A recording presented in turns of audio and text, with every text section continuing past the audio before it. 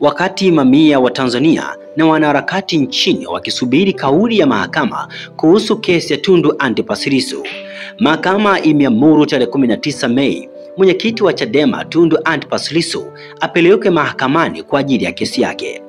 Mawakili wa Lissu wanasema wamefurahishwa na uamuzi huo kwa sababu kutopelekwa kwa Lissu mahakamani na kuzuiliwa kwa umma kuhudhuria kungeanzisha kasumba mbaya. Kwa kupelekwa kwa Lissu mahakamani, umma pia utaruhusiwa kwenda kusikiliza kama ambavyo sheria inavyoruhusu. Hata hivyo, mawakili wamewaomba wale watakaokwenda mahakamani wazingatie staha na wajibu wa kufanya hivyo kwa amani.